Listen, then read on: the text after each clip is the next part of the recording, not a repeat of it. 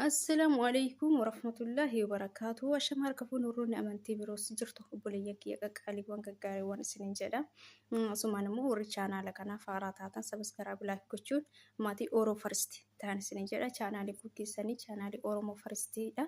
Annaa kanaafuu ni jajjabeessa chaanaala kana naaf guddisaan isiniin jedha obboleeyyan kiyya qaqqaaliiwwan warri hagarraa asiin dhageettanis abshir si wajjin jirra. Jabaadhu jettanii warri na jajjabeessitan koomentiiwwan babbareedduu na barreessaa. Akkasumallee jechuudha warroonni haaraa dhuftanis maatii naaf ta'an jajjabeessan isiniin jedha obboleeyyan kiyya walaa jajjabeessinuun isiniin jedha. Maal jechuu barbaade wanni qabadheetiin dhufe ani yeroo baay'ee wantootuma nu'u jechuudha nu eenyu yoo jennu nu warra mana madaami jirru biyya madaam qimamochi. Kan jedhan san namtichummaan maqaa kana baasisan umrii isaa haa dheeratuun jedha. Asumaan immoo du'aa illee godhadha. Rabbiin qimamii namaa ta'uu jalaa nu baasee qimamii mataa kennaa rabbiin nu haa godhu isiniin jedha hunduma kennaayyuu. Har'a immoo maal qabadhee dhufee yoo jettan innis maal seetan biyya namaa kana keessatti nu waa hedduutu nu mudata jechuudha. Wallaahi tika rabbiitiin har'a geenne. Rabbiin nu haa tiisu ammallee kana boodallee jechuudha. Wallaahi ofii kenna of tiisineetii miti. Rabbiin biyya namaa kana keessatti sababa nuun haa didu. Wallaahi maaseetan obboleeyyan kiyya micatti amma ijjisii ani moora haanarraa baasaniif dhaqee garuu iji kiyyana keessaa baasanii kan jetti jechuudha. Bakka kanatti maaseetanii nu jechuudha. Nersoon jechuudha. Nersoon warri mana yaalaa keessa hojjetan kun nama akka kiyyaaf si'ii kanarratti akka yaalii godhan hin dagatin. Akka yaalii godhan hin dagatin. Baruudhaaf jecha akka nurratti tireeningii godhan hin dagatin. Kanaaf jechuudha obboleeyyan kiyya rabbiin nu dhibini. Biyya namaa kana keessa rabbiin hunduma kennaa nu dhibini wallaahi. Yoomuu isin dhukkubsattan obboleeyyan kiyya. Yoomuu dhukkubsattan kophaa keessan yookaan nama waa isinii dubbisuu hin dandeenye. Biyya kana keessatti Ingiliffaa fi Arabiffaadha. Isinii galii Ingiliffaa fi Arabiffaadha. Afaanisitti haasaa waan biraa waraqata irratti bakkina itti mallatteessitu sun immoo kan jedhu waan biraati. Kanaaf yommuu dhukkubsattanii mana yaalaa yoo deemtanii yookaan yoo akka operasoona taatan isinitti himame.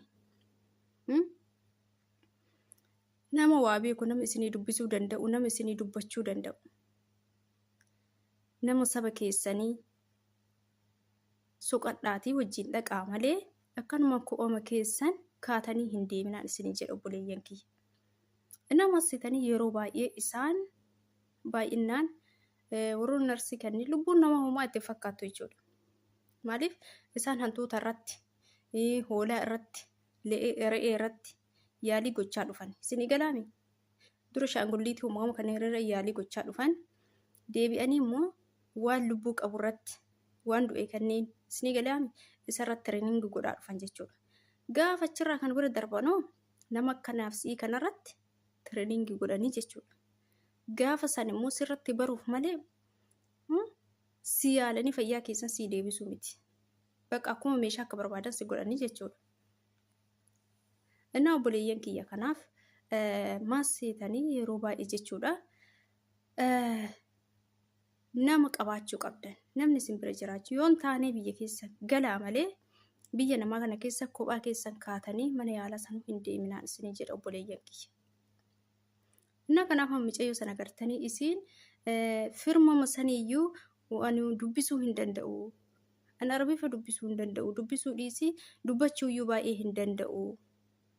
Akkasuma Ingiliffallee baay'ee dubbisuu hin danda'u. Kan dubbisuu danda'u afaan Amaariffaa kan jettee jechuudha.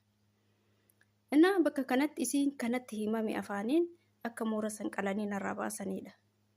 Garuu ija kiyyarra miidhaan gahee hadha ija kiyya na dhabsiisanii jettee jirti. Kanaaf obboleeyyan kiyya yeroo baay'ee jechuudha. Fayyaa jechuun waan xiqqoo miti. Wallaahi wannummaan jedhanii dubbatanuu nama dhiba jechuudha. Wallaahi lazii. Kanaaf obboleeyyan kiyya kophaa keessan kaatanii deemtanii jara amantanii hin deeminaa jechuudha. Isinii galee hin deeminaa. Ammallee deebi'ee jechuudha. Isin dhukkubsattanii hojjettan baay'inaan biyya namaa kana mana namaa kana keessa baay'inaan bakka qorichoota garaagaraa kan isaan fayyadaman likkii hin qabu, mataa miila hin qabu. Manni isaanii hundi kan qorichaan guutamin beeytan hundi keessanuu jechuudha. Hundi kennaan beeyi. Waa tokko na dhukkube yoo ati jette yookaan kiniinii mataa sii kennan panadoolii yookaan piroofiinii maalii kanneen sii kennan. Hin fudhatinaan isin jedha buleeyyan kiyya hin fudhatinaa. Mana yaalaa yoo deemtan laallamtanii dhibeen kee kana qoricha kana fudhadhu jedhanii haga isinii kennanitti kan manatti isaan isinii kennan hin fayyadaminaa. Isinii galee hin fayyadaminaa. Yeroo baay'ee jechuudha. Isaanummaan mana keessatti kan yaalii namarra godhantu jira. Isinii galee kan yaalii namarra godhantu jira. Wallaahi yoo billahi. Ani waan ija kiyyaan argeef waan anumaanuu qaamaan naan jedhame. Wallaahi yoo billahi. Isiniin sobaan jiru. Garuu waan guddaa miti. Maaliif seetanii mana duraan dalage tokko jechuudha. Intalo itti jira dhukkubsatti yeroo baay'ee jechuudha. Annaa dhukkubsatti mana fincaanii soo deemtu gatteessumni isii kun torbee fa'aa ture jette osoo gadi hin taa'in jechuudha.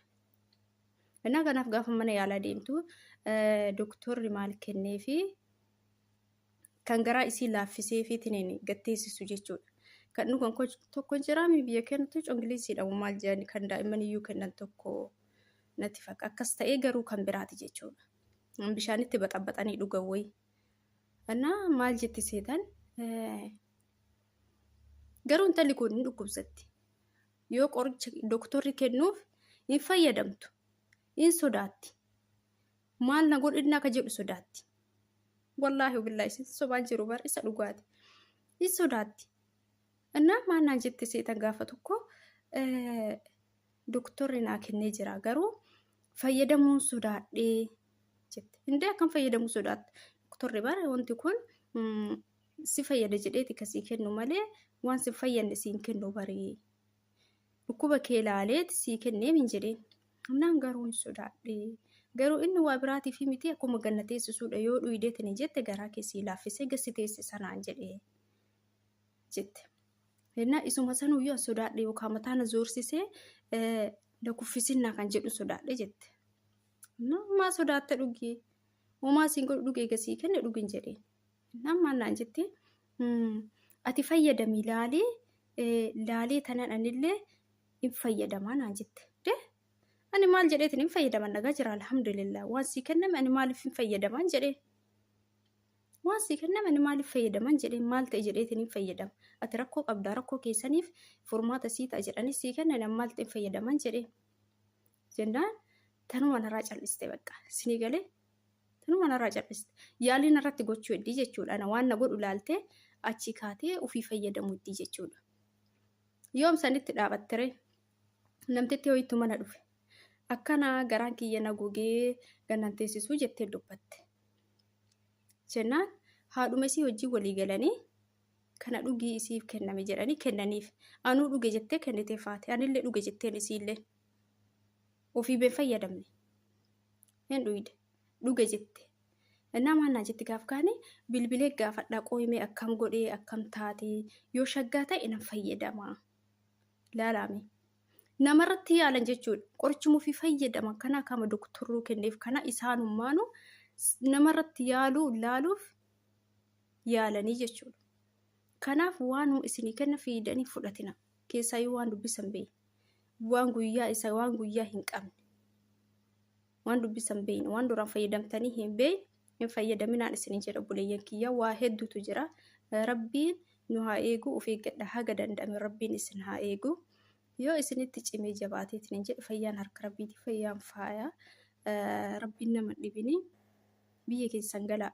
Yoo nama qabaattan biyya san keessaa nama san dubbifadhaa malee kophaa keessan isaa wajjin waanuma isinii kennames qorichuma isinii kennan mana keessatti fayyadaminaan isinii jedha buleeyyan kiyya. Kanaafi nagaa naaf ta'a of eeggadhaa jechuun jaaladha rabbiin nu haa eegu hunduma kennaayyuu. Isinii jedha buleeyyan kiyya. Kanumaan isiniif jechuu dhufee maaliif mudannoo hedduu